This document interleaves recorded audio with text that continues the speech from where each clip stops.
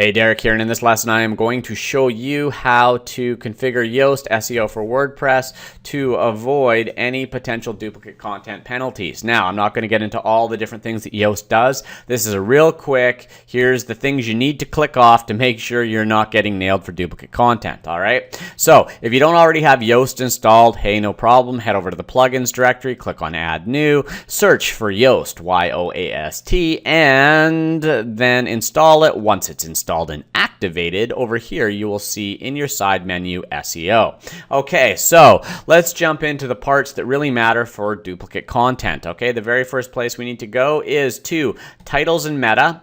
And then more specifically, where we want to go is over to taxonomies, okay? Because we know the taxonomies are a pain in the butt and they can create duplicate content penalties. Now, when I say they're a pain in the butt, they're very, very useful for organizing your content.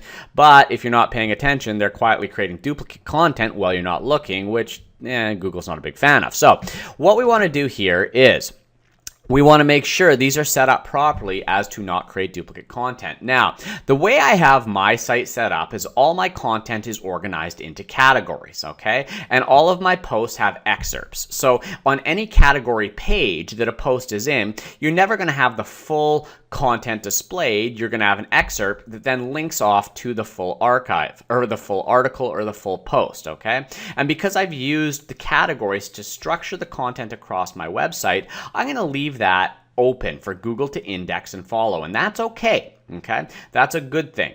And Google has said that categories are okay. The one thing you do want to avoid though is not posting the entire article on the category page. Okay, so make sure you're using the excerpts. Now, the one thing I do like to avoid though is tags. Okay, so I'm going to check off no index, follow my tags. Okay, so if there is a tag, they could follow it, but I do not want them indexing my tags. All right, and then the other one here to no index and follow is the format taxonomy. And if you had custom taxonomies in here, you may want to choose whether you want to index them as well. Okay, so that's our taxonomy tag, and this is where we deal with avoiding the duplicate content penalties in the taxonomies. And remember, make sure you're using excerpts and not your full post. All right, and as I've said, the excerpt, you can actually create that manually in the post. And then if you want to do some more fancy excerpts, there are some great excerpt format plugins out there.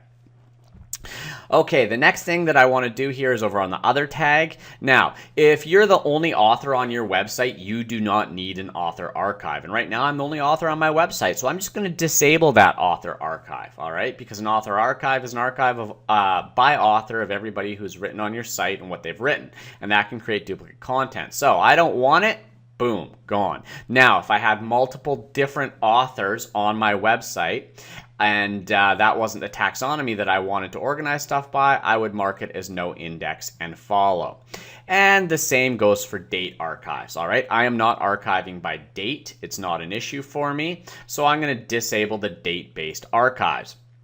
And once again, if I was indexing it by or organizing it by date, I may have it as special index, as no index follow. And but in this case, I don't need it, so I'm going to disable it entirely. All right, and you're going to know if you've got multiple authors and you have a section where all the authors have all their stuff listed. Great, then you want to enable it.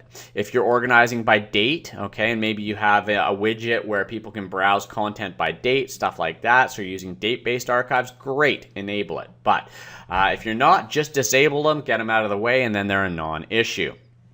And then finally, the special pages down here, just leave these alone because Yoast has already set these to no index. You do not want those pages indexed, all right? And then moving down here, a couple more little things that we want to look at to make sure we're fully optimized. XML sitemaps. Okay, so under XML sitemaps, if you've got another sitemap plugin that you're using and you don't want to use this one, great. You want to uncheck that, that's fine.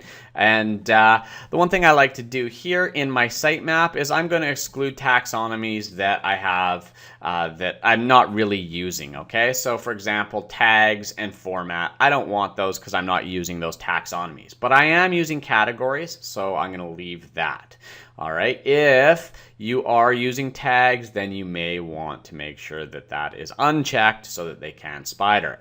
All right. Then under permalinks, there's two things under here that I'd like you to do. First of all, check off strip the category base. Okay. So if I have a category and I'm using them, it's going to strip off the / category / before the name of the category. And what that does is it creates a better, more SEO friendly URL and takes out this kind of basically meaningless category thing. The other thing I want you to do here is to check off, remove the reply to com variable, because if you have threaded comment or threaded replies enabled and people don't have JavaScript and the user has JavaScript disabled, that can create duplicate content as well, and you want to avoid that. This is one of those ones you'll never even know is happening until you figure it out the hard way, so just check that one off.